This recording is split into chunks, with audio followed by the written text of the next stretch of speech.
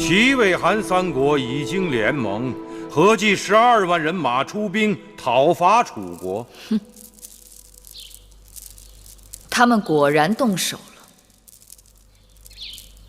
什么理由？楚国与秦国联姻结盟，背叛合纵之约。太后，老臣以为，我大秦应该借机出兵救楚，这也是一次教训他们的好机会。唉，他们也真是小气。人家2个国家结亲娶媳妇，这他们都生气。上次诸公子之乱，他们趁火打劫，从我们手里拿走的城池土地，朕还没有向他们讨要回来呢。看来，对这种不仁不义的人，我们不能坐视不管。司马将军，臣在。朕要你为主帅，领兵5万，拿下魏国蒲坂、阳春、丰陵。臣遵旨。米荣将军，臣在。朕给你精兵3万，直取韩国5岁。臣遵旨。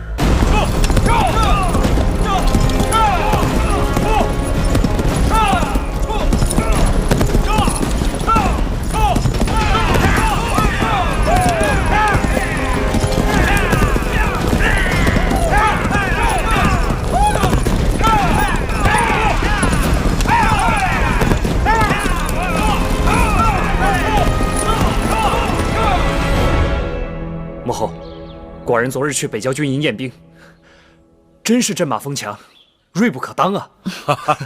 是啊，时经2年，大秦铁骑终于成军了。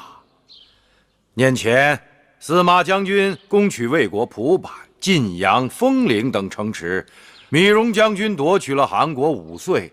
年后，义渠军又带着白起、魏冉荡平了西戎，而后挥师北上，从赵国手中夺回了我们的榆林之地。太后可喜可贺呀！自此以后，我秦军当横扫天下，威震中原。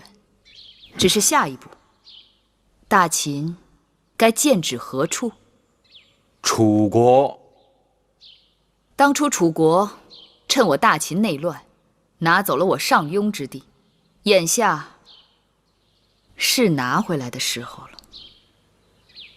母后说的在理，我们替楚国解了齐、魏、韩3国联合讨伐之围，楚王早就应该把上庸作为酬谢还给我们了。除此之外，从长远看，我们要一统天下的症结就在楚国。为何是楚国？楚国几代贤明君主开疆拓土，得国土5000里，几乎是列国的总和。气候温和，百姓富庶，带甲100万，车千乘，骑万匹。大王，得楚地者，得天下。既然楚国地大物博，恐怕暂时秦国还不是楚国的对手。现今楚王昏聩，重用佞臣，逐客以资敌国，自内需而树怨于诸侯。所以楚国只是一只病老虎，外强中干并不可怕。只是老臣唯一担心的，是太后因楚国是自己的母国而放弃机会。眼下，我们与楚国定有盟约，如果开战师出无名，岂不被人指责毫无信义？这个太后放心，只要太后愿意，机会会有的。你看，子兰都已大婚，大王对他将来一点打算都没有。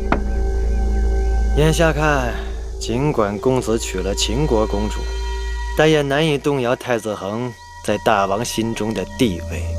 为什么？我们子兰一表人才，怎么就比不上那个米恒了？太子已立多年，尽管平庸，但从无大错。乍然要动楚军地位，恐怕在朝堂上会引起内乱。晋大夫足智多谋，何事还能难倒你呀？唉，实在是有些无计可施啊。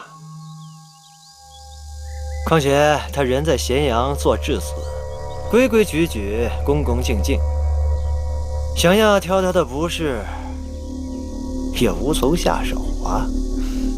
晋大夫，我记得你在秦国好像还有朋友，那个雍瑞不是和你还有些交情吗？何不让他想想办法？是啊，南侯莫急，容臣筹划筹划。哎，客官慢用。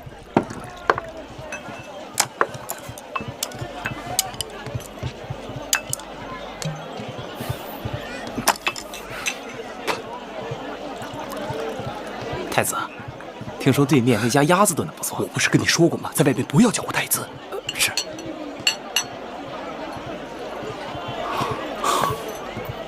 去吧。客官，里边请，里边请啊！出什么事了？昨日我收到了一封古怪的书信，说咸阳城有人知道了我楚国太子的身份，图谋勒索，要我当心。小二，打酒！打酒！放肆！这把短剑是谁的？是你爷爷我的。不服气！大胆狂徒，光天化日之下竟敢无视秦法，你想做什么？老子想做什么做什么！你能怎样？闪开！小北，闪开！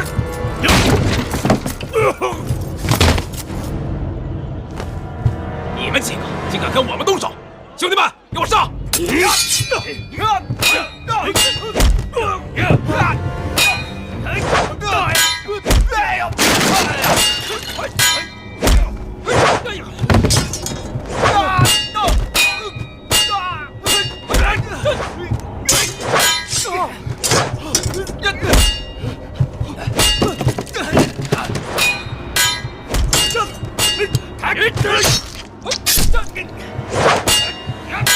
公子，姐姐，杀人了！武校尉被人杀了！快走！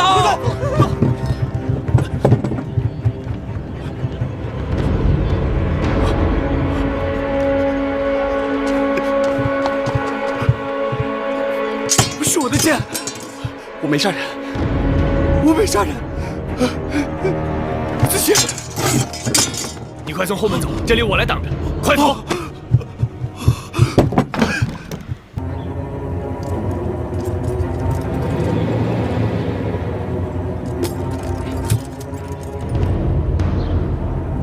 在下黄歇看得清清楚楚，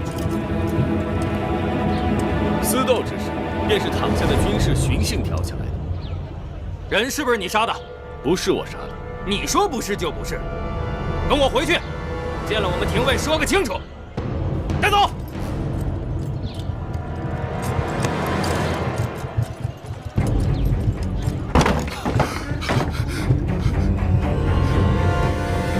没有杀人，我没有杀他，我没有杀人。太子，你杀人了！不是我，定是有人陷害。咸阳街头人人在传，都说亲眼看见楚国之子杀了人。不是秦国廷尉正在追捕你呢。真的不是我。不想啊！秦国廷尉前来，我自会跟他说个清楚。太子，等什么等啊！既然有人要害你，怎会给你分辨的机会？他们必是诬告你在咸阳杀了人，然后把你关进大牢，将你害死在咸阳啊！我没有杀人呐，我没有。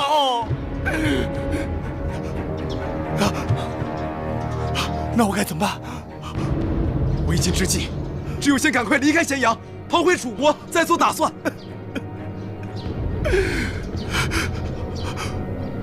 离开咸阳，逃回楚国。快，太子快换了装扮，跟我走吧！啊！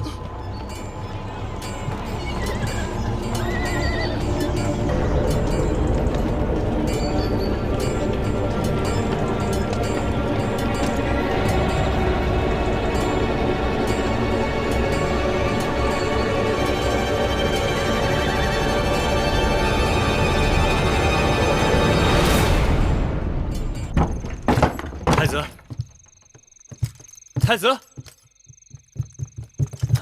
公子，太子呢？太子已经走了。太子走了，去哪儿了？太子知道自己闯了大祸，带着侍从离开了咸阳。他跑了。是。哎呀，他这一跑，正中了别人的圈套。我去追他。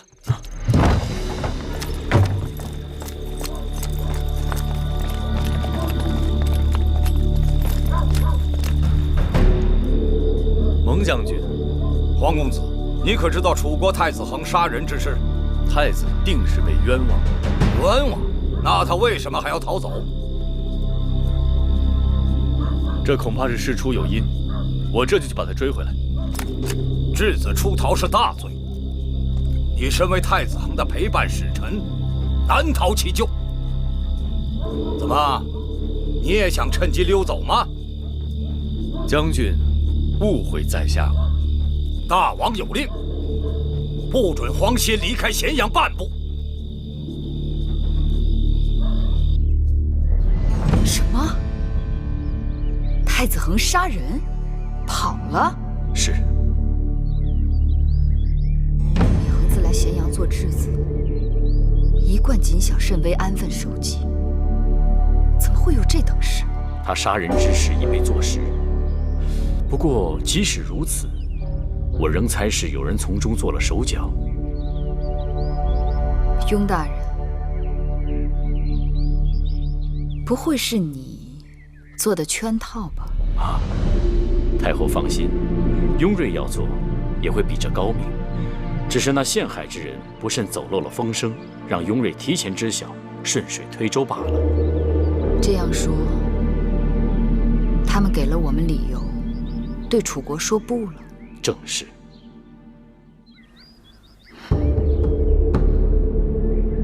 质子出逃，岂不害了子歇？太后放心，子歇人才难得，微臣已派人将他留下。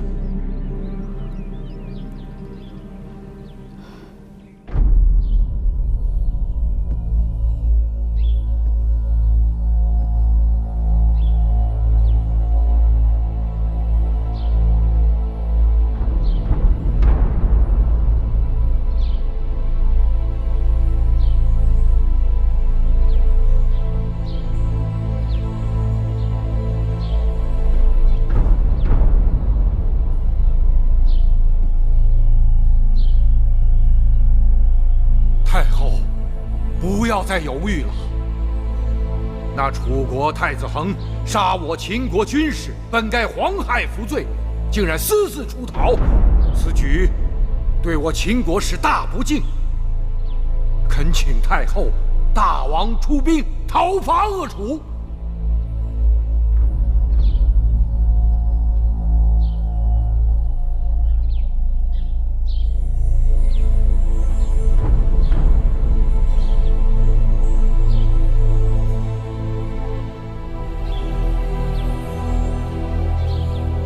楚国质子杀人，私逃回楚，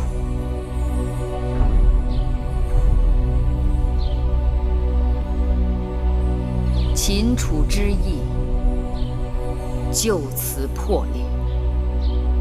楚国如此侮辱我秦国，形同犬彘，不共戴天。我大秦当与列国联兵，共同伐楚。臣谨遵太后之命令。大王，眼下秦军已经攻下了重裘、襄城等6座城池，这情形是，糟透了。秦大夫，我楚军为何如此不堪一击？那秦国铁骑勇猛异常，我们的战车不是对手。况且，楚国这些年士兵缺乏训练，眼下分散各处，还未集结。大王，一定要想个办法，否则秦人就要深入楚地，与我们全面开战了。眼下此事，可还有挽回的余地？秦尚啊，你不是刚刚才见过秦国的使臣吗？那就赶快再去疏通一下，实在是事出意外，楚秦联盟为莫逆之交，切不可前功尽弃啊！大王，大王，大王！莫慌莫慌，有什么话就讲。太子身为质子，私逃回国，才导致这样的祸事。依臣妾看，只有严惩太子，以向秦国谢罪。夫人，如今秦国已经宣战，事情已然闹大。就算是寡人现在狠下心，杀了恒儿，只怕也于事无补。这可如何是好？金大夫，秦人那边什么意思？那秦国使臣说了，秦国太后与大王是至亲，一直从中斡旋，想要保住秦楚联盟。不过，诸国妒忌秦楚交好，不断使人恶意挑拨，不免使得秦王与其他重臣心生猜忌。眼下当如何是好啊？那秦国使臣还说，最好能够让两国国君见面会盟，解释清楚其中的误会，免得让别人从中做了什么手脚。大王，谁惹的祸事，让谁自己去承受。大王，不可轻易放过那太子恒。这个逆子虽然犯了错，但终究是寡人的儿子。看来这次也只好由寡人出面为他收拾残局了。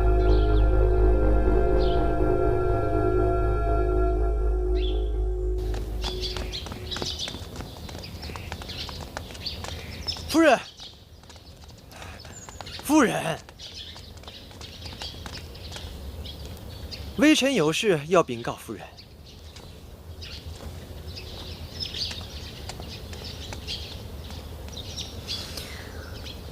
大王已经决定为那逆子担当一切，还有什么可说的？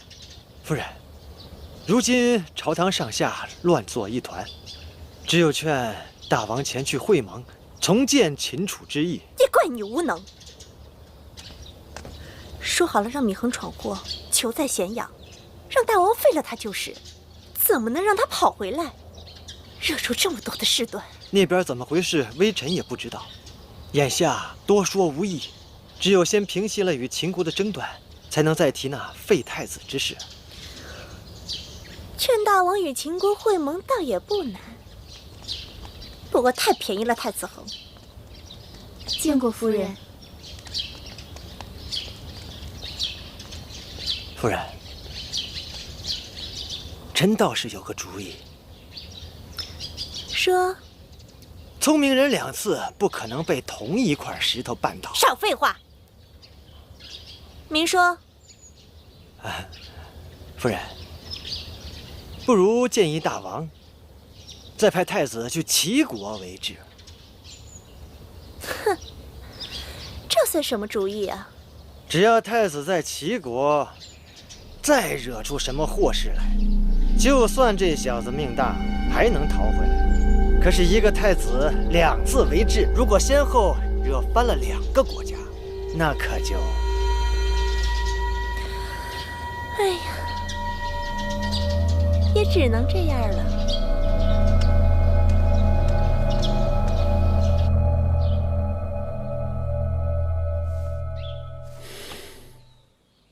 楚王同意会盟了，他曾把母后和舅舅害得好苦，我见到他，定不会轻饶他。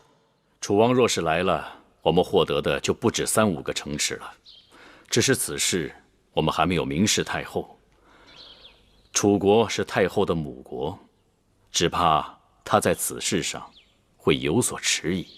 再者，皇协一直在试图劝阻秦国对楚国用兵。大王不会不知皇公子在你母后心中的分量，他的话对太后多少还是有作用的。太后，公子歇来了。快，请他进来。是。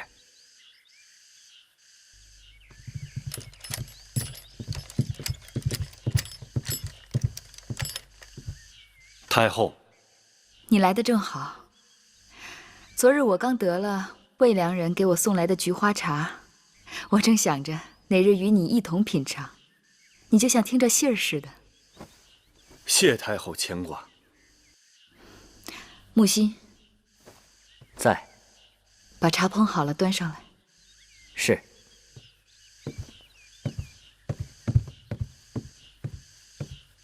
太后知道，我来此，并不是想品茶。无论何事都是俗事，哪里比得上你我共同品味好茶？我宁可先俗后雅。子歇，坐下说。子歇坐不下。敢问太后，秦楚打算会盟？是，因为楚王同意会盟和谈，所以我们才从楚地退兵。就算会盟，会盟之地该选择秦楚中界之地，怎么会选择武关？武关有何不妥？当年你我相约出走，不也选择了武关相会？武关在秦境，只怕楚王入了秦国会有不测。还未会盟，怎知有不测？这明摆着就是头顶利剑，悬而未斩罢了。子歇，你想说什么？你是秦国太后，秦楚会盟一旦有所不测，这便是无信无义之举啊！你该如何给列国一个交代？你若任凭秦军铁蹄踏碎楚国，有生之年，你该如何回到汨罗江？你该如何面对列祖列宗？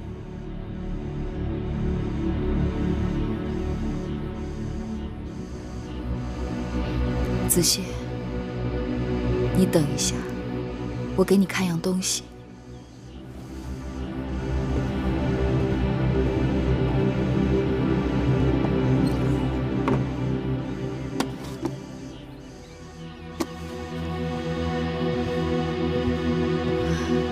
子歇，你可知道里面是何物？秦宫中珠宝无数，子歇猜不出来。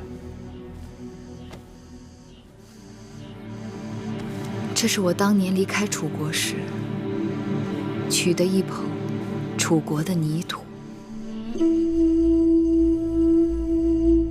当日魁姑告诉我，若离了故土，去了异乡，水土不服，就用这故乡之土，每日取少许放在水里饮下，既可治疗水土不服，也可解思乡之苦。我就是用了这法子，度过了刚开始最难熬的一段时光。后来这些土就留下了，一直放在身边。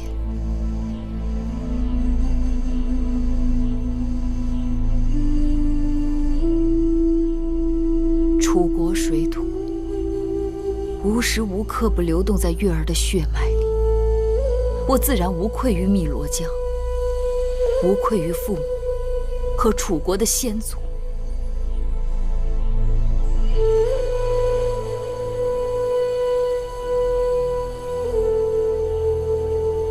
既然如此，子歇也无话可说了。但是自太子恒出逃以来，我便一直被迫留在咸阳。我一直猜测，太子恒被诬杀人，不得不逃之事，与你有脱不开的干系。子歇，你错了，此事我真的不知情。若不是你亲手所为，也有你大秦的谋士在中间推波助澜。我猜测，雍瑞定是幕后推手。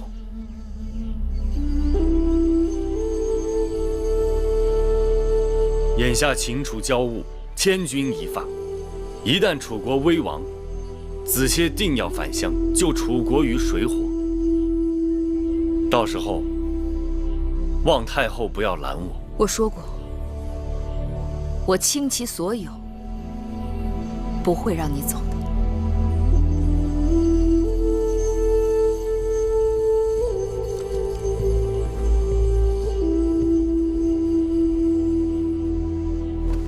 子歇，子歇，子歇，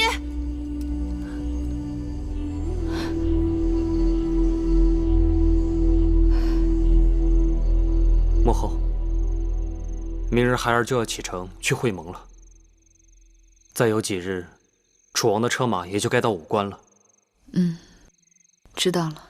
母后以为，雍大人和冉舅舅的主意如何？武关会盟，不动一兵一卒，便能拿到我们想要的东西，那自然是好。母后，怎么了？雍大人让寡人给母后带一句话：眼下，太后不该只为一人、一事、一国着想，而该为天下着想了。那是自然。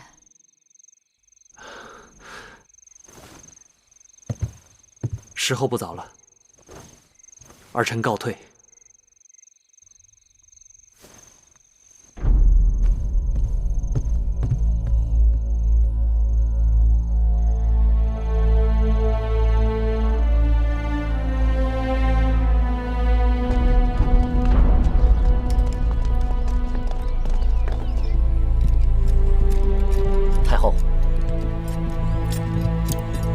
太后，太后，你们怎么回来了？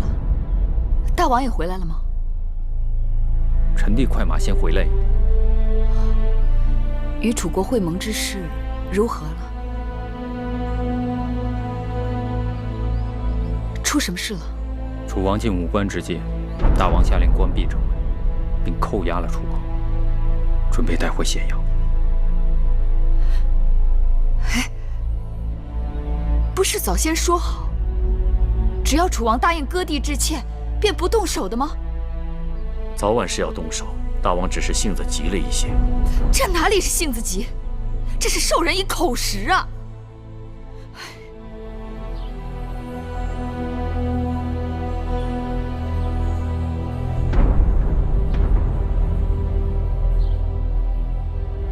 都不说话。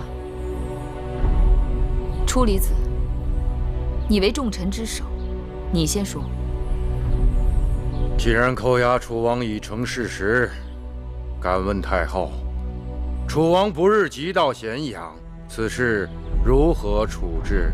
初离子认为，应当如何处置？天下皆知秦楚武关会盟，大王忽然下令关闭城门，将楚王挟持到咸阳。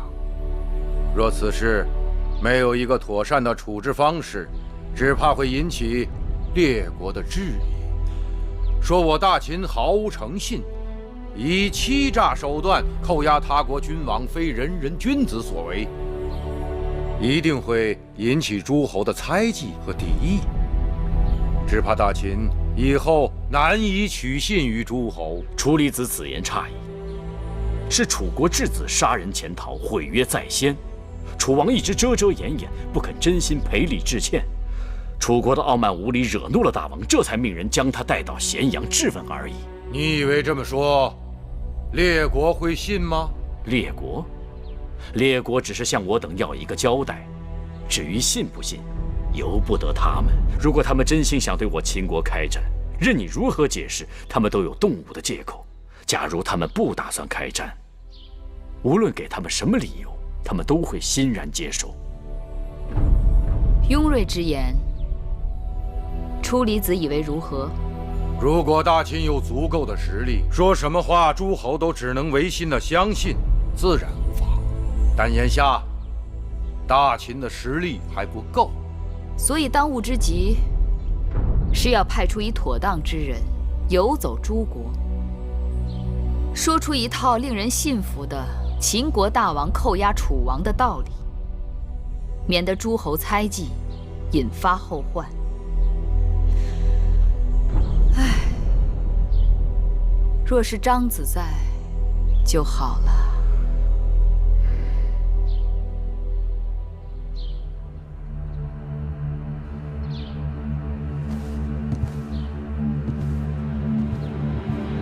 老臣不才，愿亲自出马去试一试。那就拜托初离子了。不知初离子打算如何向诸国解释？老臣还没想好。朕已经替你想好了。就说此事并非秦国大王所为，只是太后一意孤行。因为楚王与太后是兄妹，早年间在楚宫中曾有恩怨。此次武官会盟，太后把国事当家事办，此举确非君子所为。但太后本来就是一介女流，唯女子与小人难养，也就无需用君子之道衡量了。好在他们兄妹相见，说长道短，等到恩怨分明，就会放楚王回去了。太后如此说辞，完全是为大王着想，不计个人荣辱。朕是一妇道人家，有什么荣辱可言？行了，都散了吧。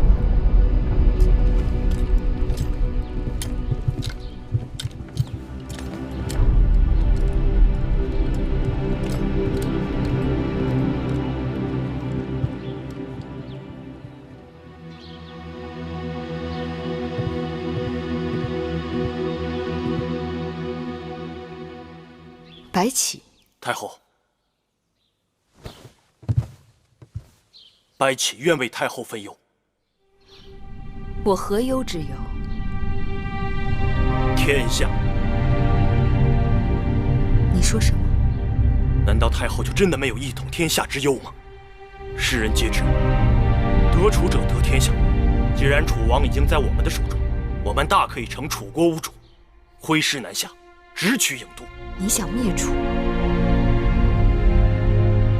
谈何容易！楚国立国800年，自周王室建立以来，就屡次兴兵南下，想灭了楚国，可却是屡战屡败，让楚国从一个小小的子爵，成为诸国当中第1大国。晋楚争霸300多年，晋国早已消亡，而楚国却是越战越强。不是也曾有一人成功过吗？你是说伍子胥？是，北国伐楚无不失败，那是因为他们不熟悉地形战术。北人骑马，南人行舟，北人面对水战束手无策，而伍子胥伐楚则是用的吴国兵马，水兵舟战行家里手，此其一也。伍子胥伐楚，便是利用了楚国君臣不和，楚国分封之臣根本无心反抗，一击而溃，此其二也。伍子胥行军神速，直逼都城，都城一溃，楚国便溃，此其三也。你的意思是，密戎将军在楚国待了多年，他了解楚国内情，更知如何用兵分化楚国君臣。司马错将军平定了巴蜀，为我们南下扫清了道路。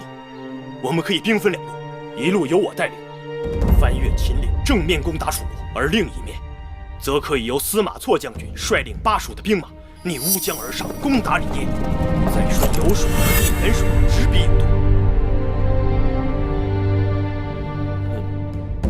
太后，太后，看着大秦一统天下！太后，怎么？太后若觉得白起过甚其词，不，朕只是惶惑罢了。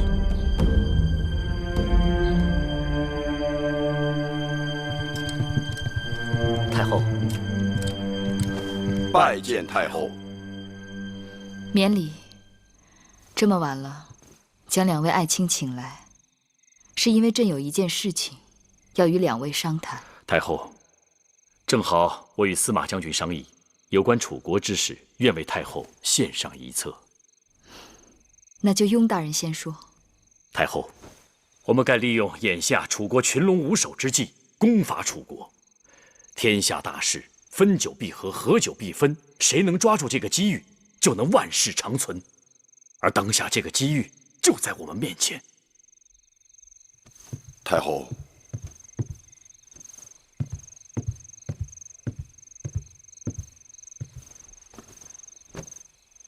臣以为，我们可以从巴蜀出兵，沿江而下，直入楚国腹心，再要有一支军队正面攻楚。朕请2位来，想说的正是同一件事情。看来我们是不谋而合。雍大人，司马将军，朕能有你们这样的良臣，是朕之幸事。我等一直担心，楚国是太后的母国，太后会因妇人之仁而不忍对楚用兵。如此看来，太后不让须眉，胸怀的是天下。先王的确没有看错人，此乃我秦国之幸事。此事你们与白起尽快拟一个详细谋略出来。是。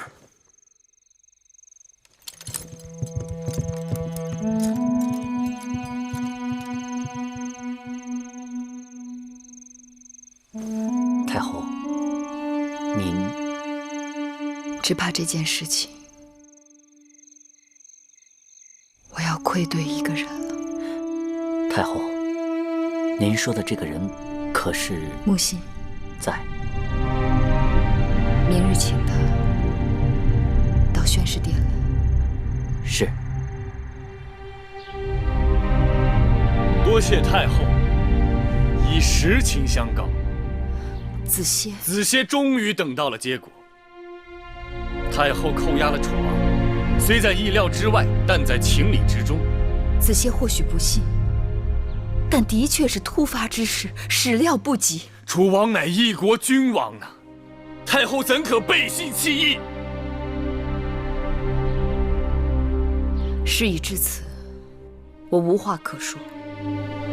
但子歇不必为楚王如此激愤。君有明君昏君之分，君视臣如手足，臣待君如父母；君视臣如土芥，臣待君如寇仇。既然楚王是屈子于你等贤臣为泥土草芥，任意践踏，那子歇何苦还要替其卖命？子歇是楚国臣子，我的命就是楚国的。或许有一日，天下再也没有秦国、赵国、楚国、魏国，那子歇的命又是谁的？子歇看不到那一日，子歇只能看到即将破碎的800年楚国5000里山河。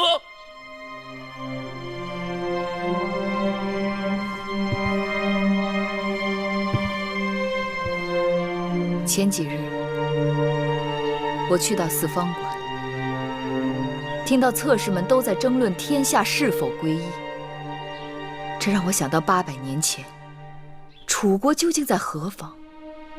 周天子统一天下，分封楚立国于丹阳，乃是子爵之位，地不过50里。而今楚国开疆拓土5000里，而周天子之地却连50里都不到。太后不用跟我说周天子之事，天命有归，这不在黄歇的把握之内。或许有一日，芈月要做的，就是周天子做过的事情。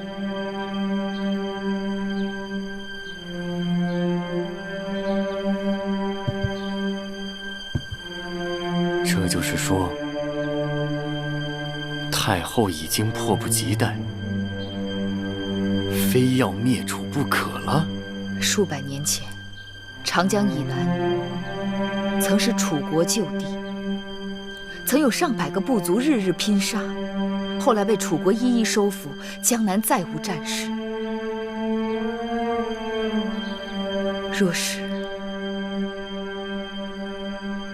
若是秦楚合并，那秦楚之间或许有那么一场大战，但战后就可以享几百年的安宁了。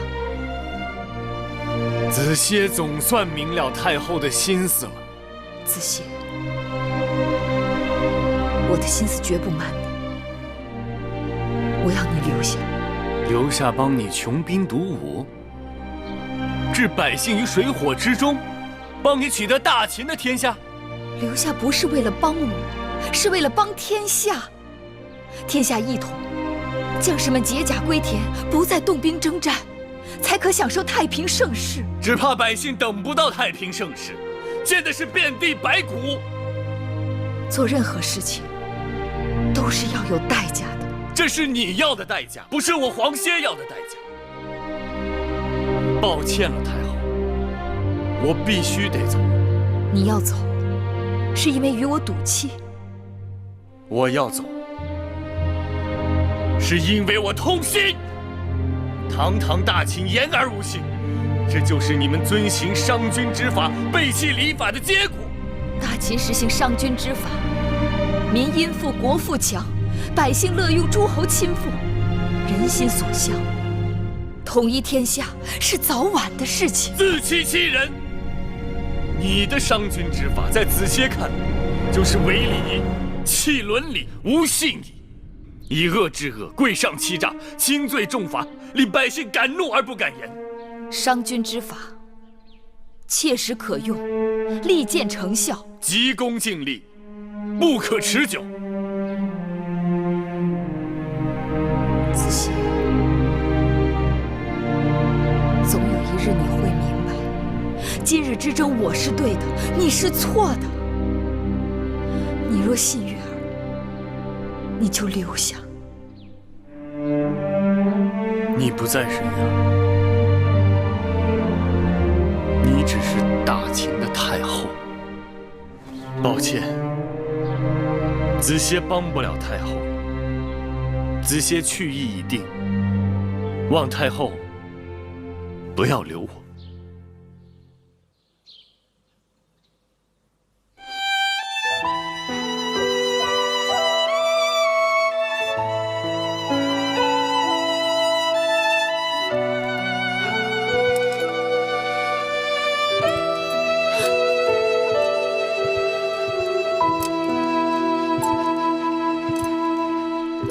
我今生披彩衣，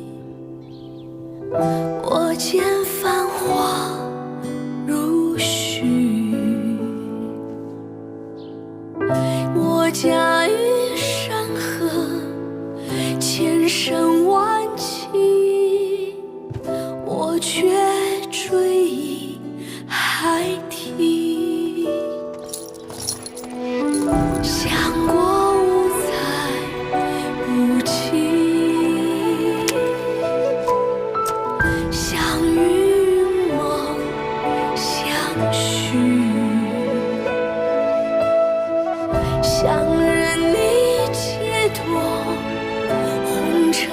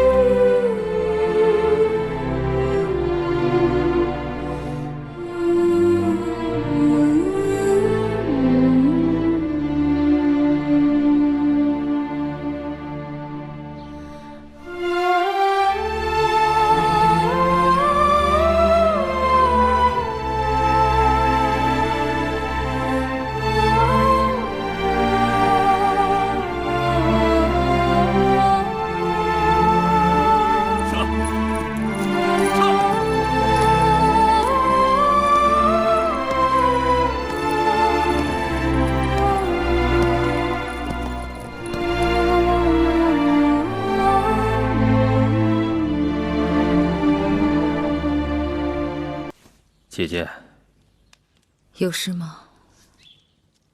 皇歇走了。我知道。臣弟以为不该放他走，你想怎样？派兵追他回来。皇歇雄才盖世，满腹经纶，若能留在秦国，日后必将成为秦国的股肱之臣。可惜，这人能留住，心也留不住。即使留不住，也切不可放他去楚国。楚国，那是他的家乡。如今的楚国是只残牙断爪的病虎，若有了黄歇，这只病虎有可能会被治愈。不会，楚国已经病入骨髓，就算有了子歇，也只能是苟延残喘。萧然不明白，这黄歇明明可以留在秦国大展雄才，可他却偏偏要……萧然，让子歇割舍不掉的，不是功名利禄、荣华富贵，而是生他养他的热土。我这一生欠子歇许多，我该让他了此心愿。通告各个关卡，对子歇一路放行，待遇优渥。是。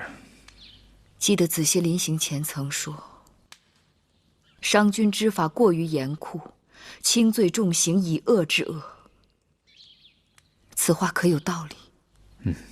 商法严厉，才能使众人敬畏，但执行起来，难免会有过度的情形。臣弟听说有小孩子因为偷采了邻家几片桑叶，也要罚处徭役30日。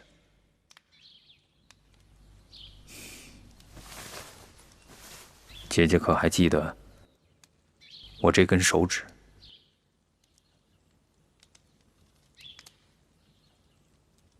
可见子歇所言并非没有道理。萧然，你去替我好好核查，在执行商法当中，若有滥用酷刑、过于苛刻薄情之处，应酌情予以纠正。是。还有事吗？罚处事宜已经准备好了，可以说是万事俱备。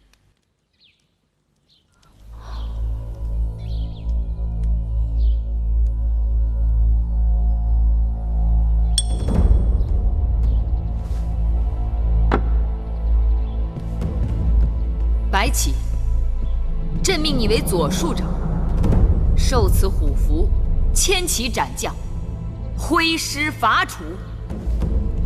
遵旨。公元前298年，白起、魏冉、李荣、司马错兵分2路进兵楚国，斩首楚军5万，得15城，楚国政局面临崩塌。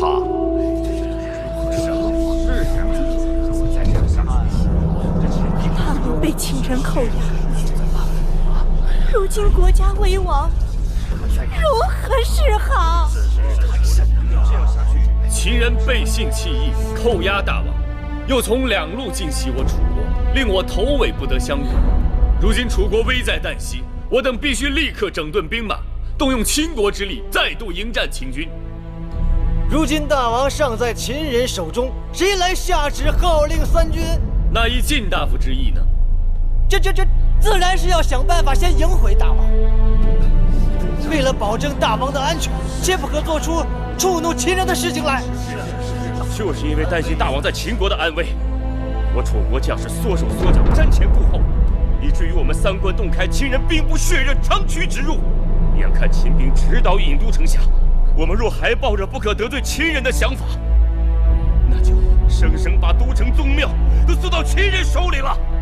那以你们之见呢？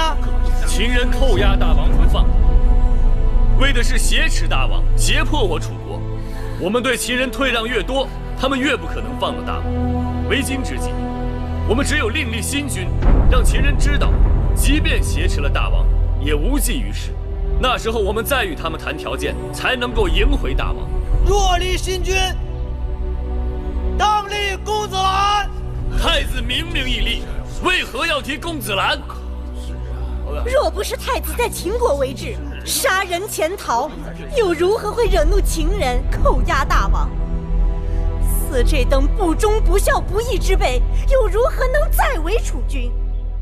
大王在入秦之前已经跟臣妾说过，要废太子，另立子兰为储。口说无凭，大王可否有留下诏书？太子恒在齐国为治，如今秦人攻城，火烧眉毛，这远水也解不了近渴呀。谁说太子恒仍在齐国？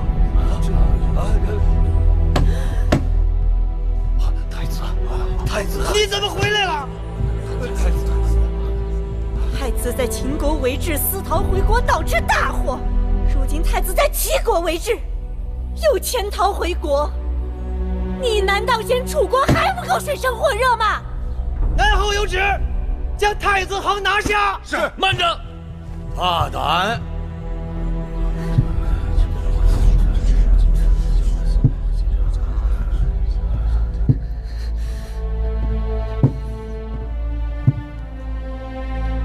是老夫下的命令，与齐国递交国书，请太子回国的。老令尹、三闾大夫，你们这是什么意思？大王蒙难，秦人兵临城下，楚国危急存亡之际，当令太子继位，主持国政。你不顾大王的旨意吗？南后假传圣旨，乃逆天大罪。你们反了！大王早就说过，太子失德，当废。这是朝堂，请容妇人指手画脚。来人，请南后回宫。是。你敢？谁敢？举手！这是死人吗？举手！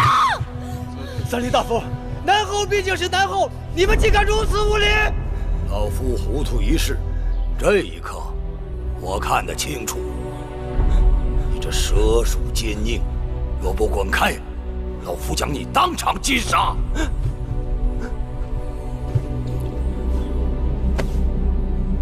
太子请。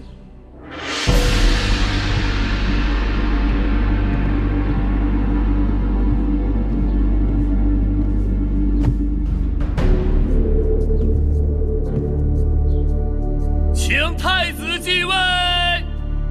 臣拜见大王。臣拜见大王。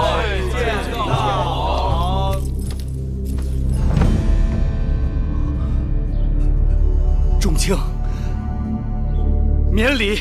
谢大王。撤！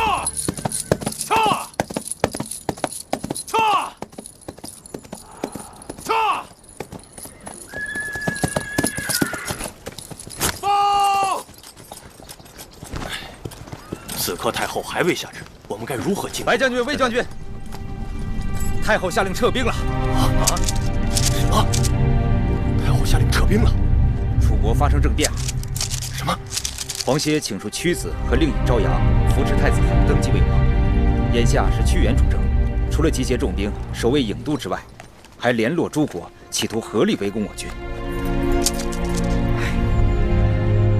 当初太后不肯听我劝阻，执意放黄歇回楚，真是一步错棋。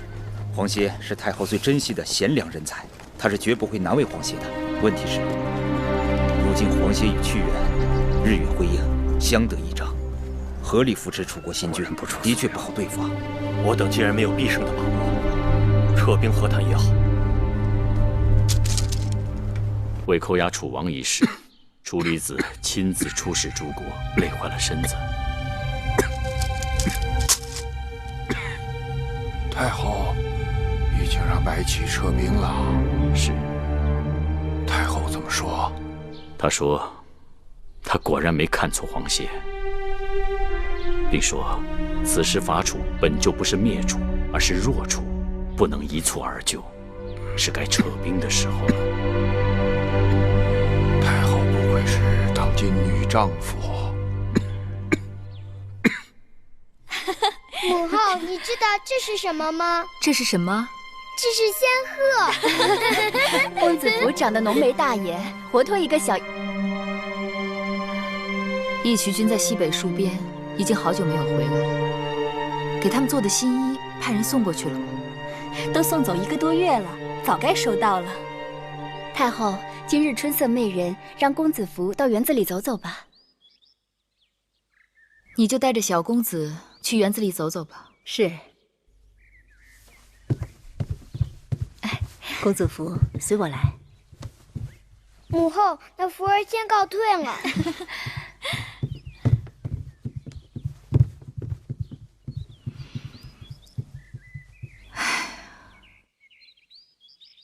去告诉大监准备车马，我要出门一趟，去见个故人。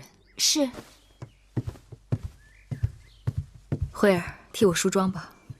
那慧儿给太后梳个何样的发髻？寻常的就好，就梳个楚国的发髻吧。你们当那故人是谁？是大王不远万里请来的楚国大王，也算是我的兄长吧。啊，楚国已有新君，这退位的楚王该称先王才是。先王？太后，陨了的大王才叫先王不是？是啊，其实他与死了也没什么区别。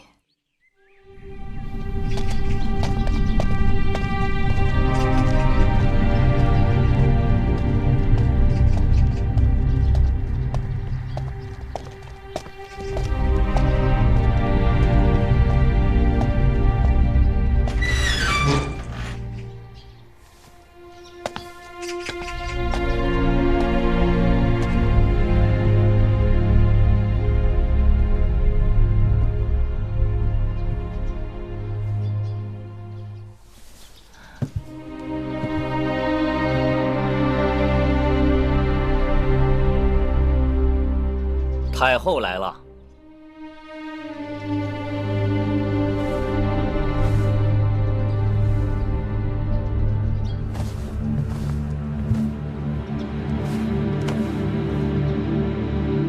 你可认识我？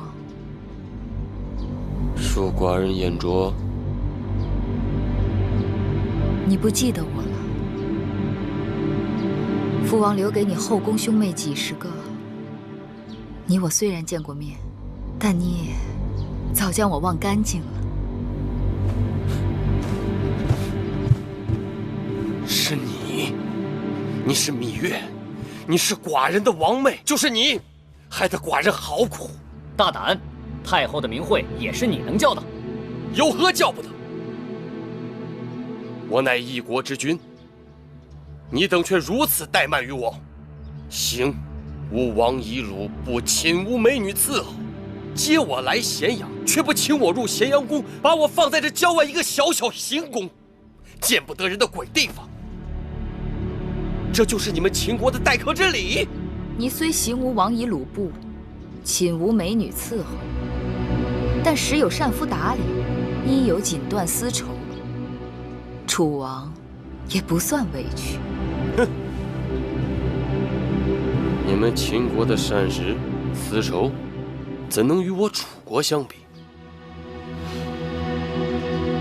你若识趣，好好的将寡人送回楚国，免得两国交兵，以血洗血。只怕当下无人肯为你发兵救驾。只要寡人下诏书，我楚国贤臣济济，晋上大夫对寡人披肝沥胆，还有老令尹朝阳，一贯是忠心贯日。可惜啊，你的诏书下得太晚。数月前，我秦军大举伐楚，连下15城。你们老令尹和屈夫子责怪你贪恋秦国山水，不肯归楚，所以扶太子登基了。你说什么？太子恒也已成为楚国新君，你后继有人了，可以安心了。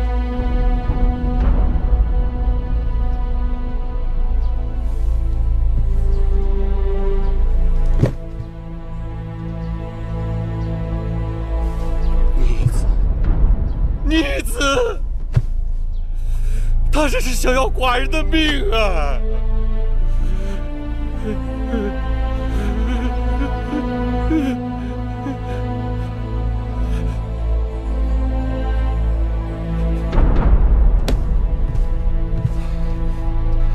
王妹，你若将寡人送回楚国，待寡人复位以后，愿用半壁江山酬谢你。原来你心心念念的，并非是你的江山，而是王位。有了王位，什么不可以有？江山美人皆可失而复得，寡人才是一国之君，绝不能让人就这么谋朝篡位。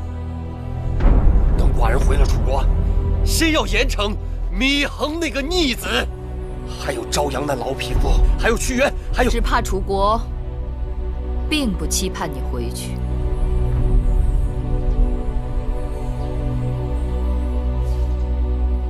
芈衡得位不正，臣民不服。自寡人继位以来，肆意无不臣服。继位之初，借先王余威，楚国曾一时成兴旺之势，甚至被推为6国合纵之长。只可惜，你此后信佞臣宠奸妃，贪小利少谋略，将那楚国在先王手中创下的大好局面步步断送。你已是楚人身上的庸居钉疮，没有你，只怕楚国会好很多。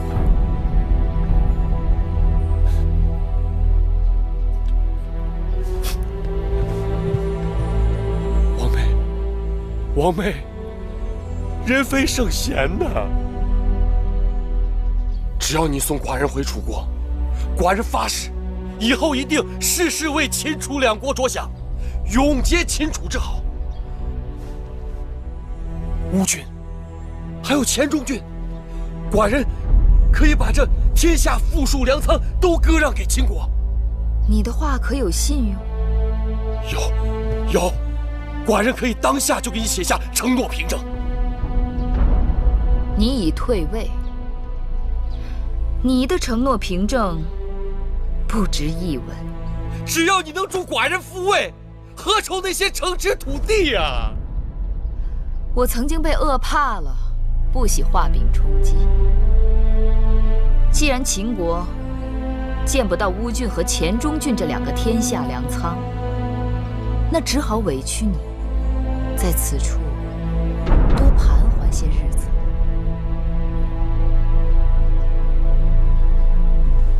寡人要回郢都，寡人一刻也不能在你这穷乡僻壤的地方再耽搁下去了。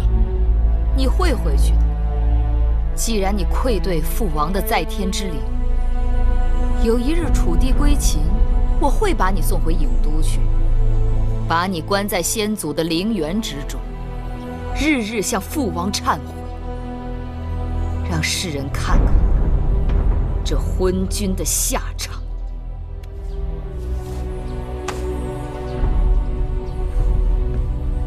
你敢！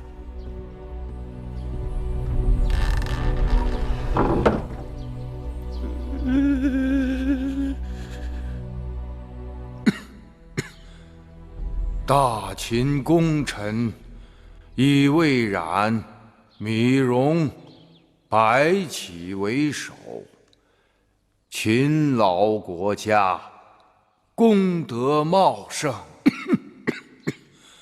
特封魏冉为穰侯，芈戎为华阳君，白起为武安君，公子迎福，志节谨度，满而不溢，特封为晋阳君。臣谢太后大王隆恩。免礼。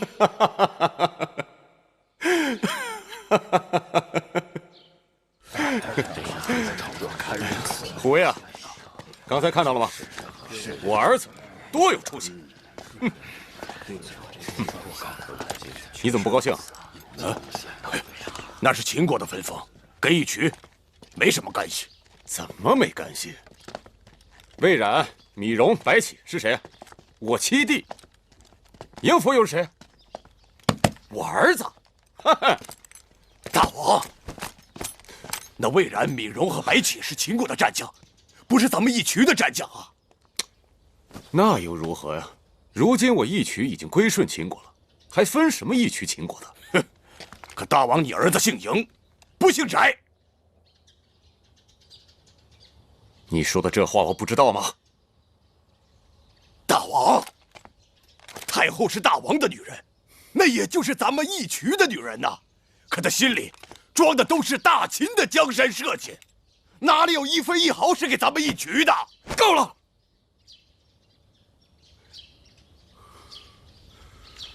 你还想让太后给你什么？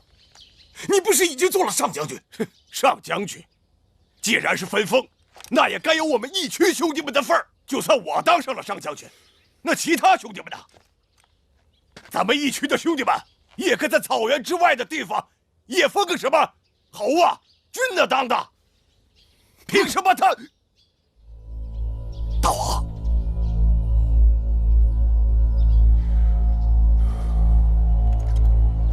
大王，雍大人，司马将军，在下有话。将军但说无妨。今日分封之事，只怕诸臣心中会有所不满啊。将军说的是公子服，他毕竟是太后的亲生儿子。大殿之上还有很多有功之臣，公子服只是个乳臭未干的小儿，寸功未立，太后却封他为君，居然与战功赫赫的白起等人并称，这未免太过分了吧？将军当知道，这晋阳君之位并非太后私心自用。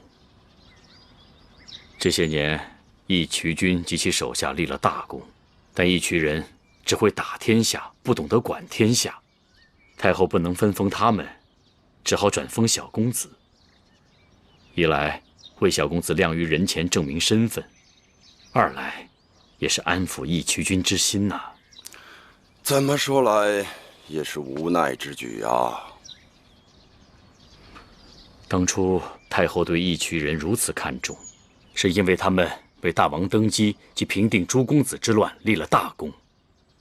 后来凭借义渠人之手，大清建立起一支骁勇善战的无敌铁骑。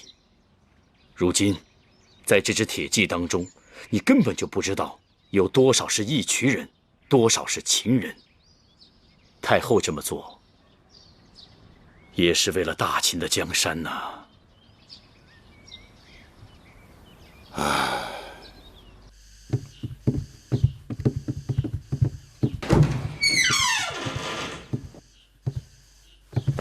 大王回来了，快把衣服拿过来。瑶儿，你马上就要临产了，怎么还动来动去的？应该多休息。瑶儿请大王更衣，太后说了，要在交房殿举行家宴，让大王过去。家宴？什么家宴？义渠君回来了，太后说大家许久不见了，应该聚一聚。寡人不去。寡人会差人禀报母后，就说寡人身子略感不适。大王，真的是身子不适吗？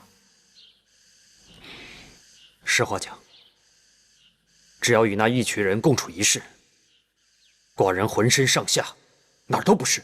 太后请大王过去，恐怕不只是为了撮合大王与义渠君，更多的是兄弟之情和母子情缘呀。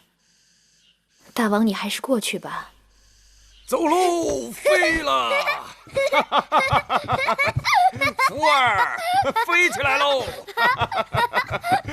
在草原上就是这样的，飞哟！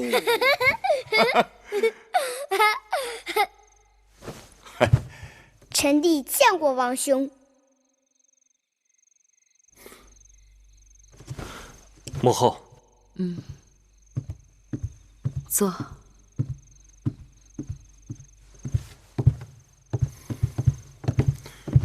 小子，你还是跟你的福弟坐下面吧。你说什么？你母亲的身边自然是我的位置。母后，继儿，今日是家宴，不必拘礼。我和义渠君已许久不见，有些话要对他说。你和福儿先述述兄弟情也好。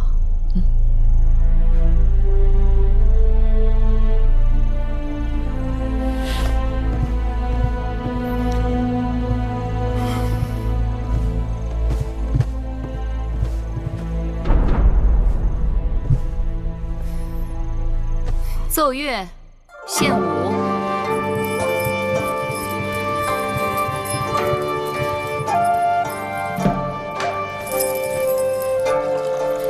今日大家可放纵些，多喝些酒。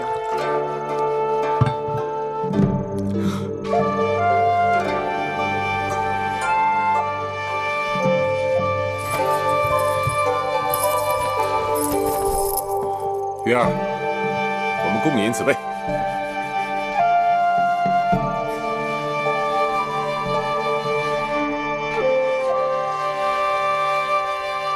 王兄，福儿敬你一杯。福弟，你年纪还小，少喝些酒才对。谢王兄关心，福儿记住了。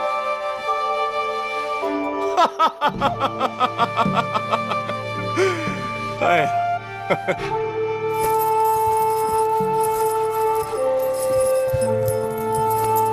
云儿，来尝尝这鹿肉。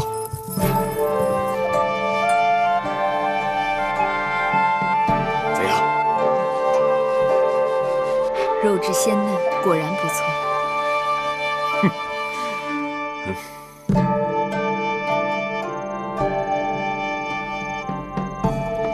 继儿，母亲敬你一杯。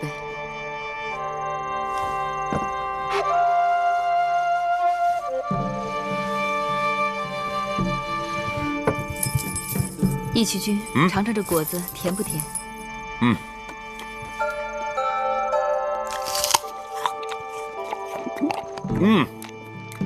甜。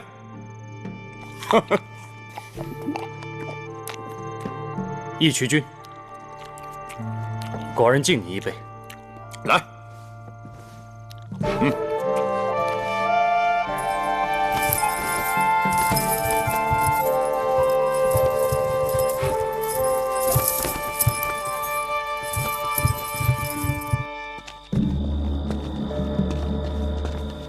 继儿，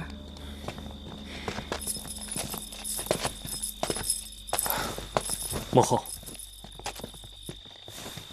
有一阵子没有见到王后了，她可好？多谢母后挂念。楚王关押在咸阳郊外，毕竟父女一场，他心里一定忐忑不安。瑶儿识得大体，从未提及过此事。王后是个懂事的孩子。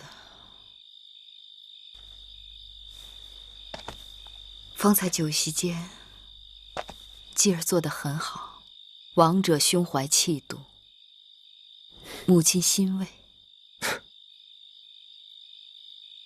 孩儿不明白母亲什么意思。义渠君生在草原，长在草原，不太懂得礼数，不必放在心上。他不懂礼数。当年他也曾面见过父王，难道父王在时，他也敢这样对待他？继儿，我大秦今日，有何理由要一个大王看戎狄人的脸色？我们是亏欠了恩义，还是逊色了武力？若是亏欠了恩义，这些年给义渠人的优容，大量的军械、财物、粮食，已经足以偿还了。他若还嫌少，寡人可以再给他几座城池吗？若是逊色了武力，那我们也不必再去伐楚、征东了。先把这卧榻上的戎狄给解决了才是。继儿，义渠君虽然礼仪有失，但他对我秦国，无论是过去、当下还是来日，都是极大的援助。你怎么可以为了一时之气，有这种自毁栋梁的想法？若是这栋梁妨碍了我们的腿脚，那就是放错了地方，让我们画地自求了。继儿，你喝多了。君王需要的是制怒、慎独。等你明日清醒了，再来同我说话。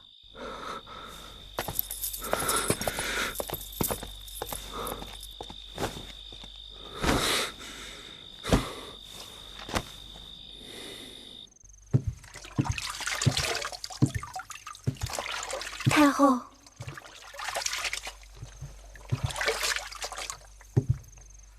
你们怎么站在这儿？义渠君不让我们进去服侍。你们去门外候着吧。是。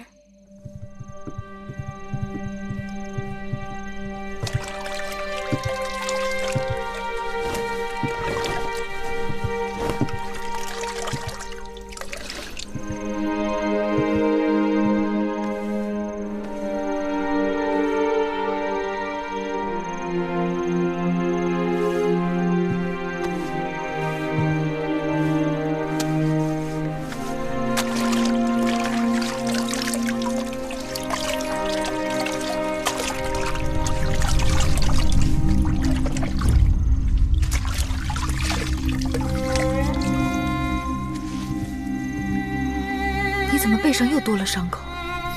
两军交战，哪能没有伤啊？那这肩上的伤呢？嗨，这是上月与林胡人交战，不小心被斧头蹭了一下。这一侧，就差点砍掉了你的肩膀。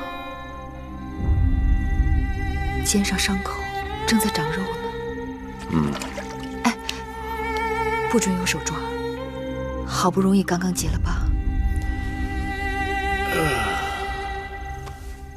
月儿，还是你这儿舒服呀，住下来就不想走了。那就别走了，省得我整日提心吊胆。那可不行，你天生就离不开这一道道宫墙，一道道门，我却离开了草原不能活。我没逼你跟我回草原，你也别勉强我住到你这四方天里来。你这匹不知归家的野马，你怎么就不惦记我，不惦记福儿？你手下将士成千上万，何必要亲自披挂上阵，让白起、魏冉替你领兵打仗不好吗？我们义渠人的兵马，只能我们义渠人率领。啊，说到这儿，一会儿我有话跟你说。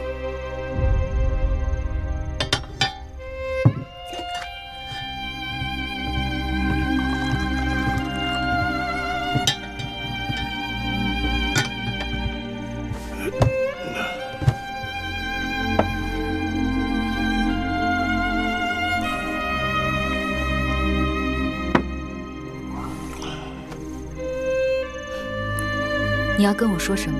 月儿，我想好了，下次再出门，我想带上福儿，让她跟我回草原看看。福儿，她才7岁，7岁不小了，哼，是该让她掌管草原的时候了。等以后我老了，打不动了，我就让这小子替我去打仗。福儿是秦国公子，我已经给他封了城池。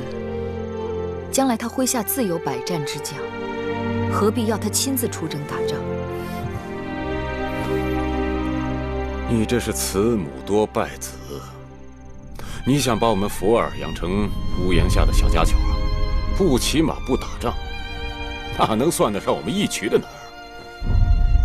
义渠人和秦人各有长短，义渠人到了秦国就要学会秦国的规矩，并非事事都要靠刀剑和拳头。好男儿也不必从生到死都在马背上。你说的好男儿，就跟你儿子一样，啊，永远在人面前唯唯诺诺，俯首帖耳。什么我儿子你儿子，他们都是你我两人的孩儿。继儿有何不好呢？知书懂礼，善解人意。倒是你，身为长辈故意招惹他。今日家宴若不是继儿大度，我还不知如何收场。他不高兴，动手就是了。你要跟自己的孩儿动手吗？哼，算了，他姓什么呀？姓嬴，他不姓翟。哼，在这个宫里啊，连我自己的儿子都不能随我的姓。哼，你是诚心想有一日断绝我们的父子亲情啊？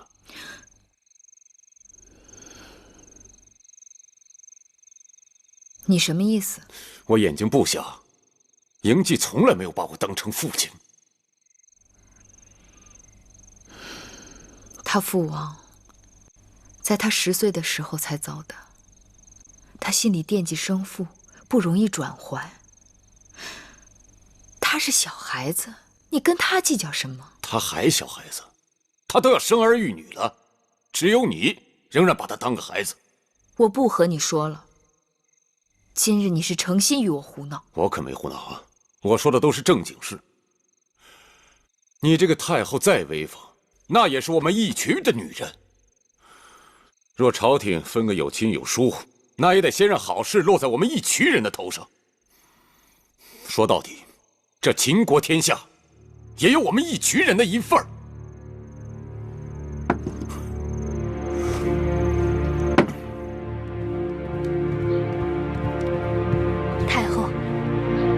大人魏将军求见，请他们进来。是。太后，怎么了？昨日半夜，楚王芈怀买通身边的侍卫看守，逃出行宫，不知下落。派人搜捕了吗？已下令秦军封锁各路关卡，缉拿芈怀。来，走吧。哦，下一个。走吧。哦。你抬来看看。可以了。你，哎，不接。今日这是怎么了？如临大敌的。来，后面的。听说那楚王芈怀跑了，眼下正满城搜捕他。哦，走吧。这么多人，看不住一个楚国老头，让他在眼鼻子底下溜走了。一群废物。走，走吧。闪开！闪开！闪开！上！哎，不干什么呢？为什么不排队？瞎了你的狗眼！老子是谁不知道吗？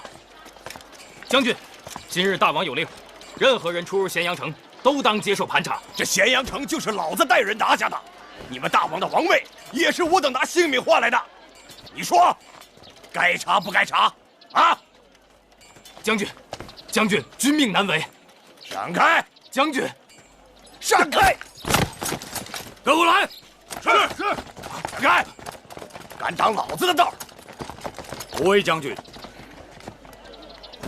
蒙将军，我等都是大秦命官，既然拿着朝廷的俸禄，就该按照大秦法度办事。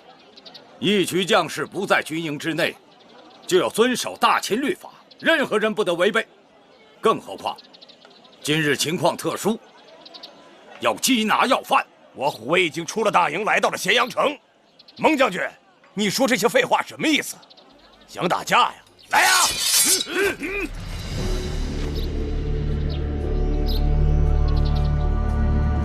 你们想干什么？持械私斗，都不想活了？收起来！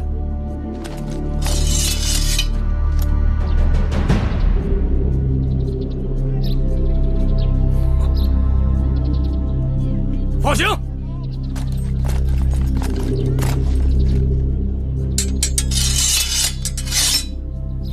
进城。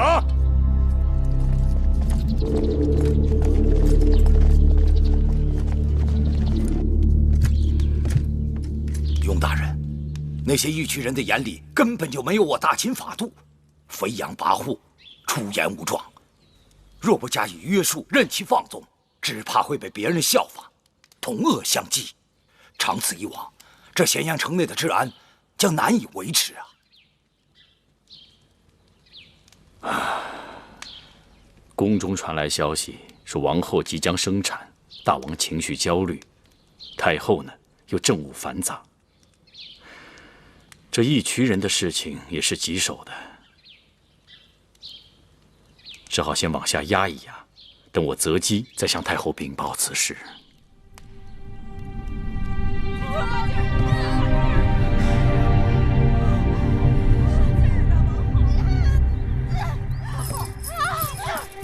继儿，怎么回事？不好，瑶儿早产，太医已经在里面了。王后还不到产期，怎么会突然早产？瑶儿听到了米怀出逃的消息，动了胎气。身边伺候的人呢？是谁把这件事情告诉王后的？奴婢不敢。王后在使把劲儿。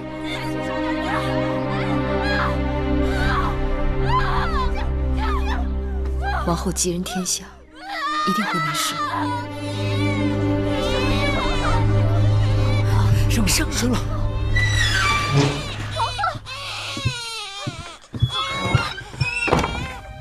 恭喜太后，恭喜大王，王后生了一个小公子。恭喜太后得了一个嫡孙，大王得了一个嫡子。大王太后，王后产后血流不止，恐有性命之忧，快进去，全力施救，务必要保住瑶儿的性命。去呀！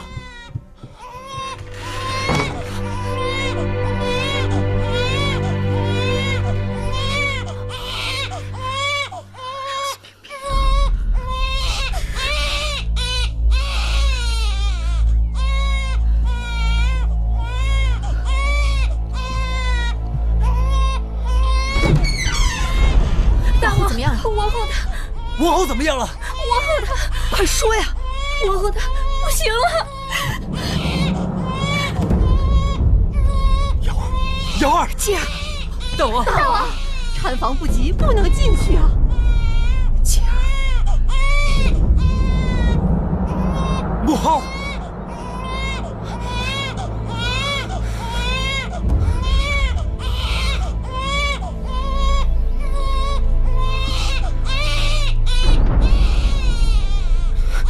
大王不能啊！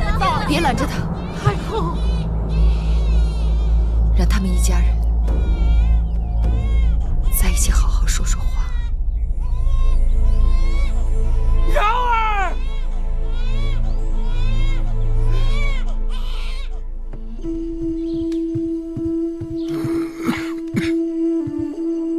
先生，雍大人和魏冉将军来了。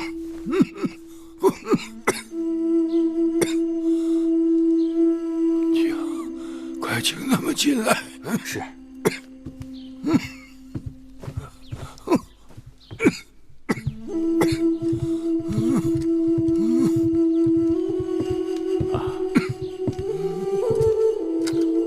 楚离子，楚离子，坐。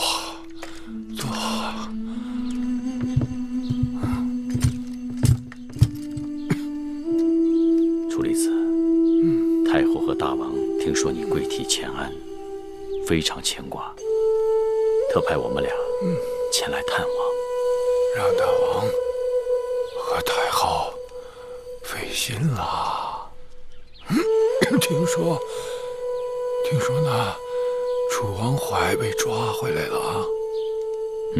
是，在魏国边境上，那楚王怀穷途末路，先是到赵国，赵国不敢让他入境，后又到魏国，魏国也不肯接纳，随后就被魏冉将军的人马给追上了。这就是自作自受。呀！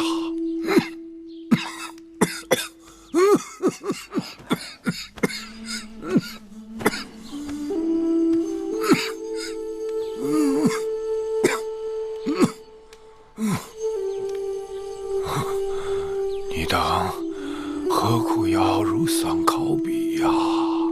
啊！老夫心中着实是欣慰的很呐。想当初，老夫曾与太后打赌，10年为期，恢复先惠文王之基业。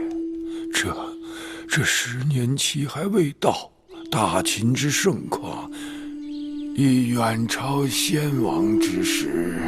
哼，老夫就算是即刻撒手人寰，也可效为先人了。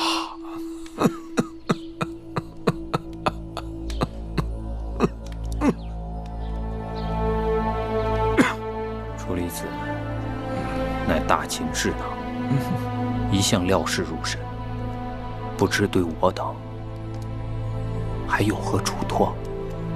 老夫曾嘲笑太后狂妄，可眼下老夫是真想看到大秦一统天下的那一日。要说嘱托，有2件事各放不下。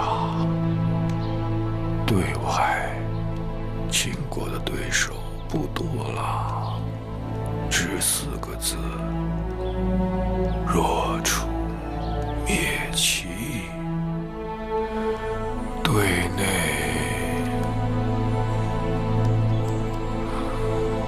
我们都知道有个雍城是大秦的心头之患。那义渠君为大秦立下大功，但他不服秦国律法，自行其事，成为国中之国，迟早是要出大乱子的。但如今太后摄政，我们想动他很难呐。既然朝廷上下都以默认嬴福为我大秦嬴氏血统，那义渠君作为他的生父，就算继续留在宫中，恐怕也无人敢公开指手画脚。更何况大王与太后母子情深，如硬要大王动手，恐怕……老夫不是说让大王动手，是要提防着有一日那义渠人先动手。楚离子的意思是，义渠人会反？那义渠人天性强悍，胆大妄为，近来又有愈演愈烈的苗头。大王已经承认了，早晚要亲政。待大王自掌权柄，号令天下之时，只怕那义渠人会变本加厉，不听调教，内乱回国。这大秦将有一难。楚离子之嘱托事关重大，我等不得不未雨绸缪。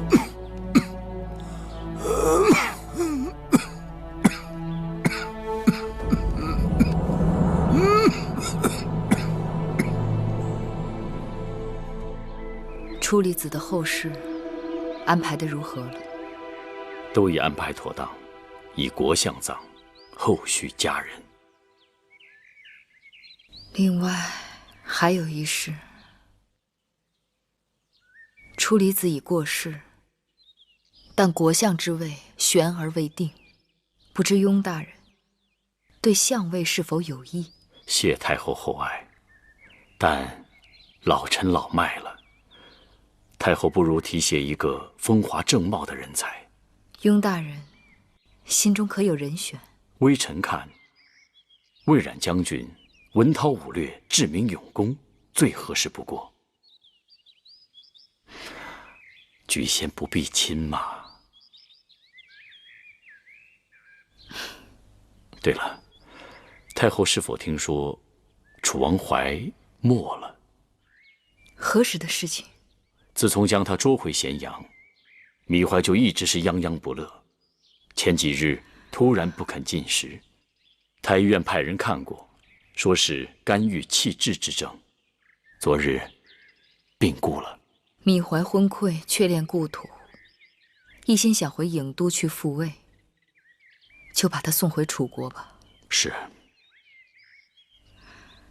说起楚国，不知雍大人有何打算？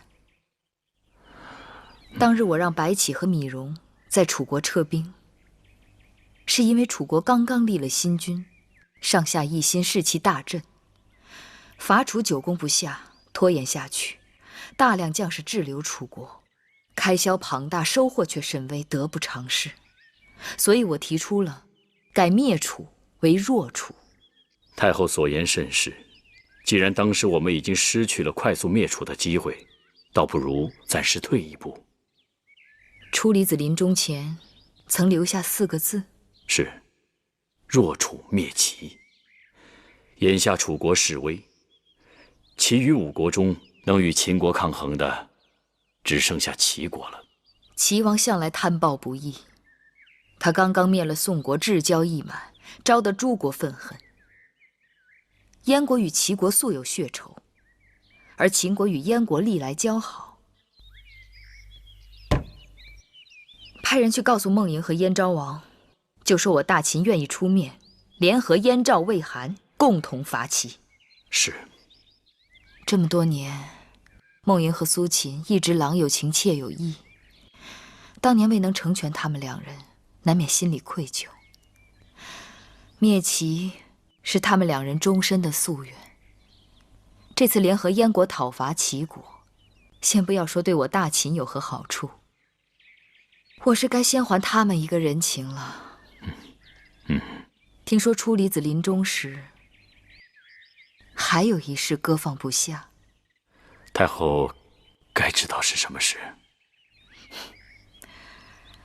初离子过虑了，亲情和时间是能化解一切的。那此次征讨齐国义渠的人马，让他们也加入，要一视同仁。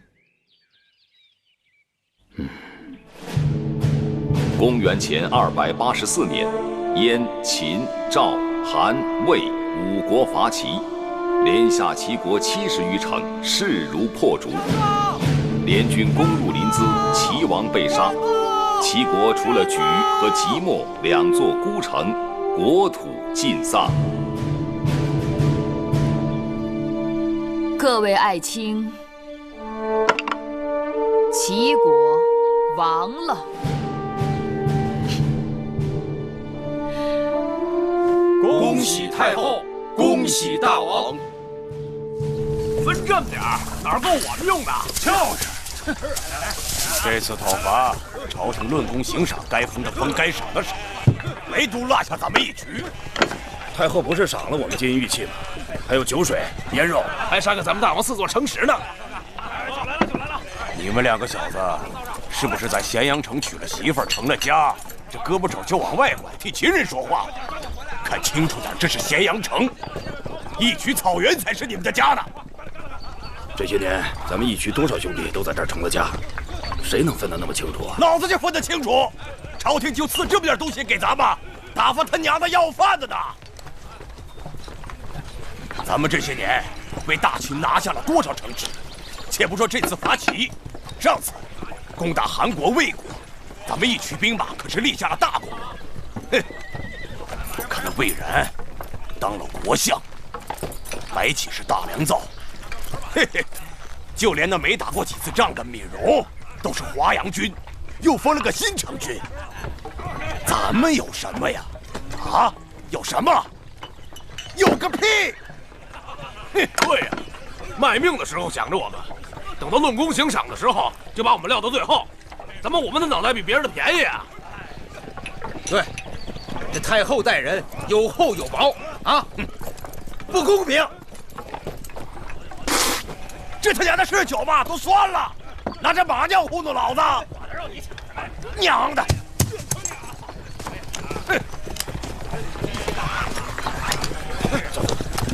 将军，你消消气儿，我到咸阳城再给你弄点好酒好肉来啊！将军。哎，这不现成了吗？哎，站住！将军，站住！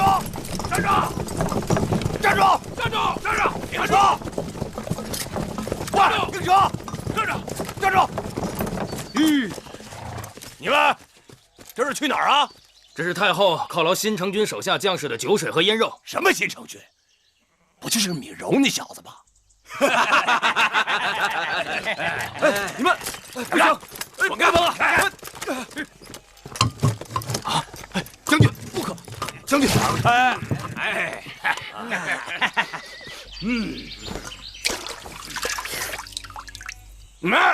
好酒，这才是好酒呢！哥几个，哎，把这酒都弄咱们一曲大营去！快！将军不可！闪开！闪开！你爷爷撕巴了你！走！帮忙，将军！是，快走，把货拉走！哎，公开滋事，竟然强行夺取朝廷劳军的车马，简直是目无王法。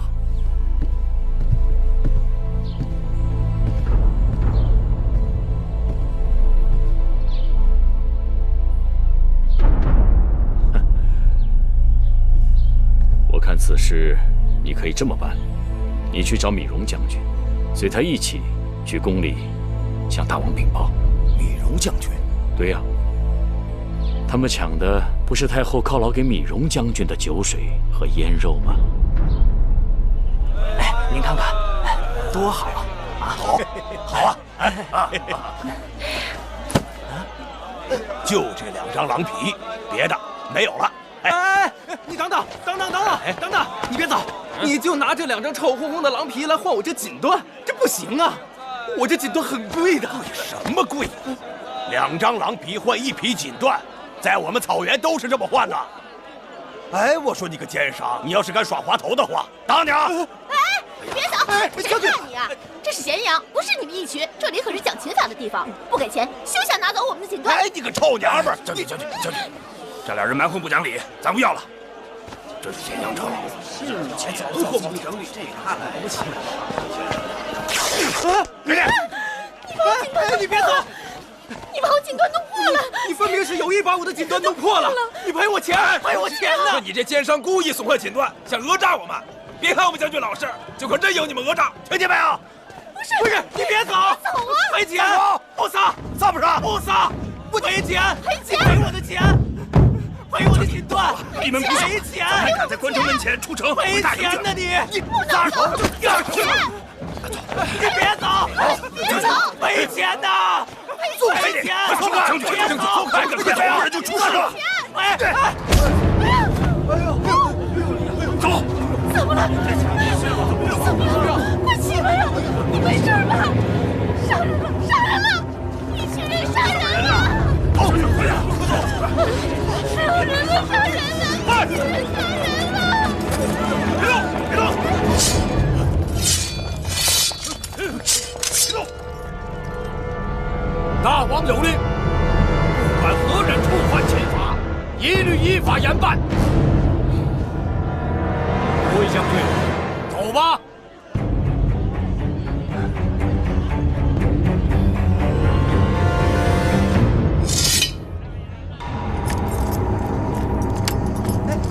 闪开！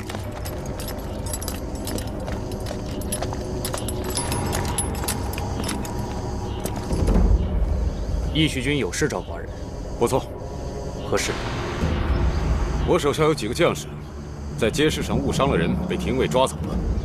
其中有个上将军叫虎威，你知道，他是我义渠的勇士，战功累累。我刚刚派人去接，廷尉不肯放人，说这都是你的吩咐。虎威等人违法乱纪，在秦国之内，任何人都要遵守秦法，就算是寡人身边的人，也不例外。这种事又不是第一次了，以往犯了过错，大营派去接人，只要交了赎金，便可无事。为何这次不放人？莫非你是故意为难我？若只是普通的惹是生非，自然交了赎金便可。可虎威在街市上强买强卖，商家不从便伤人致死，寡人只能依照大秦的法度行事。哼，好，我今日倒要听听你如何行事啊！杀人偿命，偿命！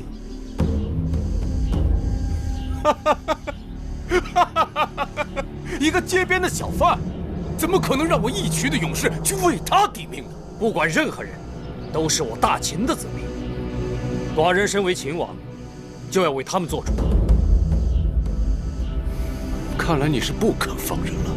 不错，任何人都改变不了我大秦的律法。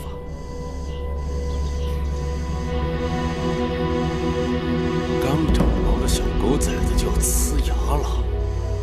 听好了，我是看在你母后的份上，我才对你容忍再三。你不要得寸进尺。寡人才是看在母后的份上，对你再三容忍。你可明白，这里是大秦，不是义渠，这里我说了才算。虎威触犯秦法，他是死定了。寡人即刻下旨，让廷尉府议罪。说了算。你以为你是谁呀？是我让你做了这个秦王，你才能做这个秦王。如果我说个不字，你立刻就得从这个王位上给我滚下去。真是天大的笑话！我乃嬴氏王族，继承祖业，岂是要你的允许？继承祖业？继承祖业，这才是天大的笑话！是我这个继父鼎力相助，才把你送上王位。如果没有我，你都不知道你祖宗是谁！放肆！我生父乃先惠文王，一个夷狄之辈，也敢自称为父？我与你母后拜过长生天，祭过祖宗，成过亲。你母后嫁我为父，我们自然是一家人。你这些年，我真的是有心把你当成家人，视为己出。可惜呀，你是个养不熟的畜生。既然你视我为外人，我也不想与你亲近。你想从我们这个家里走出去，好，那就各立各的营帐吧。你的家，嫁你为父，你疯了吗你？不信你去问问你母后啊！你。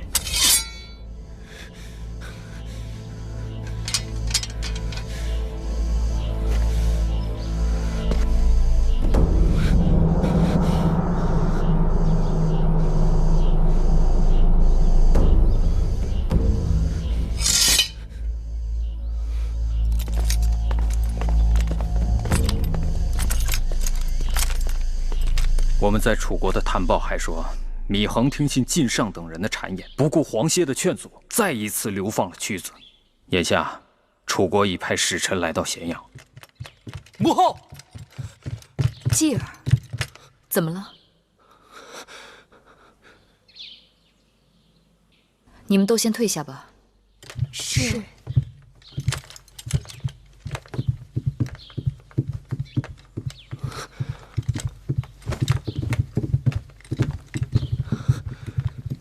怎么了，继儿？母后，你和义渠君他……义渠君如何？您是父王的妃子，大秦的太后。可那个戎狄蛮子，他说，他竟敢说你已经跟他拜过祖先，正式嫁他为妇。哎，你这么着急赶过来，我还当是发生什么事了呢。坐下说吧。母后，先喝口水。母后，您说呀。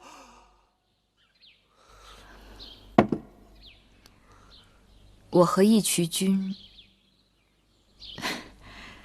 的确举行过义渠的婚礼，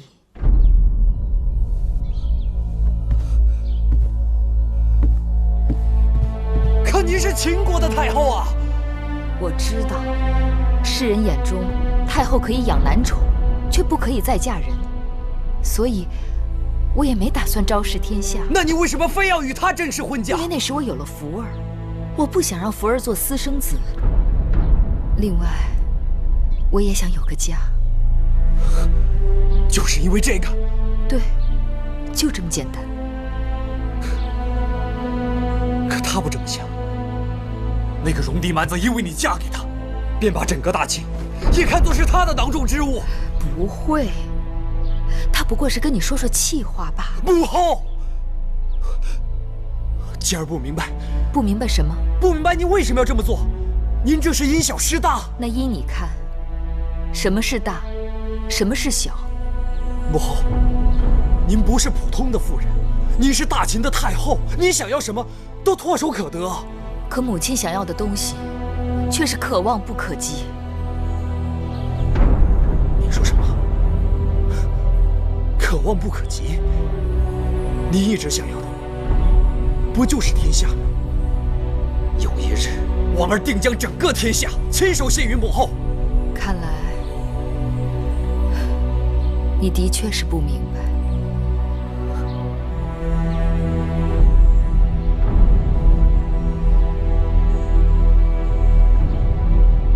走，母亲带你去个地方。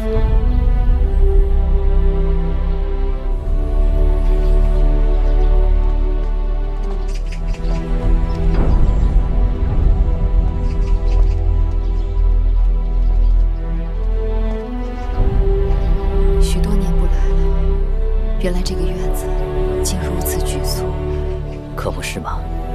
转眼这都快20年了。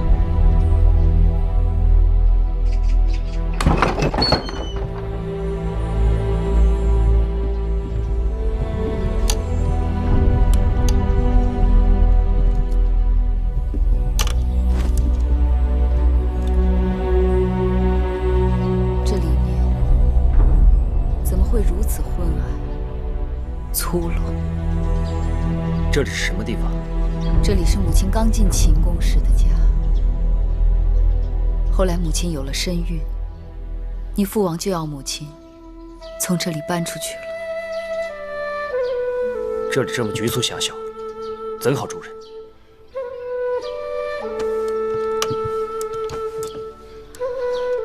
我与你冉舅舅、奎婆婆，还有香儿、慧儿，我们就住在这儿。我们一无所有，却很温馨。秦宫里有的是宽屋大厦，母后为何要住在这么僻静狭小的院落里呢？因为母亲并不想过宫里人的日子。我原本打算着，有朝一日要轻轻松松地出宫，做个无牵无挂的人。出宫？对母亲来讲，无论是清贫还是富贵都不要紧，要紧的是能有一个属于自己的家，有一个疼自己、疼孩儿的夫君。难道父王不是母后的意中人？进了秦宫，一切都变得身不由己。但母亲的确是因为有了你，才决定留在这后宫当中的。那母后究竟属于何人？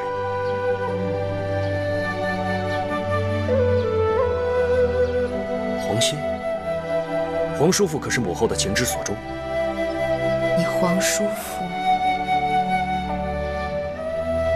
论情，子歇该是母亲终身的心上人。但母亲与他发之于情，止乎于理。如今，他只是母亲的至亲。可不管是谁，都不该是那个义渠君。母后为何会倾心于那个戎狄蛮子？义渠君是个好男人，有情有义，侠骨柔肠。错不在义渠君，那错在谁？难道错在母后？母亲也没错，错就错在母亲的身份。这身份让母亲想做一个普通女子而不能，继而这些你都懂吗？孩儿不懂。你没有经历过母亲的遭际，自然不会懂母亲。你若要责怪，就怪母亲做了太后，仍难舍一个普通女子的初衷。这初衷，对外人是小，对母亲是大；对外人是可有可无，可对母亲来讲，却是取暖的炭火。假如为了秦国的社稷，面对大秦的社稷，母亲仍然是个女人。即便母亲与那个戎狄论过婚嫁，天下人妻无数，可大秦只有您一个太后。孩儿是怕，倘若有一日为了秦国，母后不得不做取舍。不会，不会有那一日的。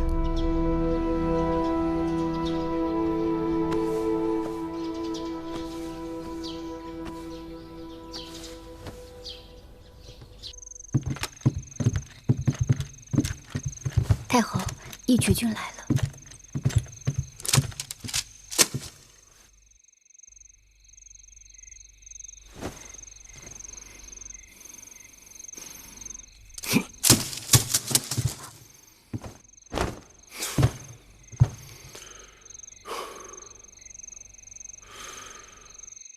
义渠君口干舌燥的，你们去给他温一壶酒吧。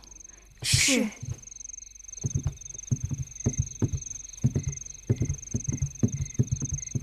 你武后去哪儿了？我到处找你找不到。我带继儿去了会院。你躲我？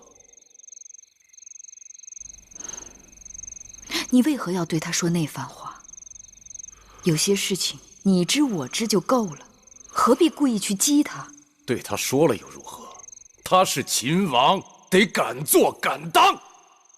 哼，他不认我这个父亲倒也罢了，他竟然说他是因为继承祖业才做了这个秦王。这大秦天下与我这夷狄之辈根本无关。你们两人针锋相对，明明是一家人，却要搞得剑拔弩张，何必呢？他眼中早就没有你我了。他当上了秦王，他以为他就可以对我大呼小叫，颐指气使。好啊，既然他长大了，娶妻生子了，你我算是对他仁至义尽了，我们跟他分账吧。什么分账？分开过。按照草原的规矩，孩子长大了就要分给他牛马财物跟人手，让他出去另立一个营帐。你我也不让他吃亏。嬴稷登基的时候，秦国有多少土地，就给他多少土地。你的意思是，从楚国，还有自韩赵魏等国取得的100余座城池，都不给继儿？那些城池都是你我及兄弟们打下来的，与这小儿何干？不可以分账。为什么不可以？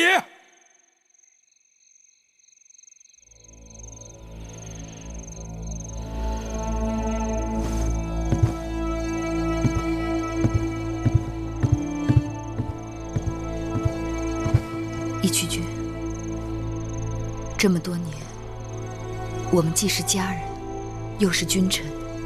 论君臣，我和继儿，因为有你等臣子帮衬，才能共治天下，才有了今日大秦的强盛。论家人，我们如十指攥在一起，才能松萝共倚，同舟共济。若照你这么分账，就会变得不堪一击。这么多年，你和继儿虽有龃龉，但总算是相安无事，怎么能说分就分，说拆就拆了呢？我知道你是怎么想的，你总巴望着至亲骨肉都能聚在一块儿。月儿，你我在一起这么久了，你说你想怎样就怎样，我说过你吗？我管过你吗？可眼下不是我要分了这情分，是你儿子嬴稷先动了手，他容不下我，有一日他也会容不下福儿。在他的眼里，他根本就没有把我们当成一家人。你先让一步，我也会劝继儿让步。事情没有你想的那么糟，你也别太执拗了，就当是看在我的份上。恐怕这件事情你已经管不了了。你让我试试，好吗？那你就告诉他，马上放了我的人。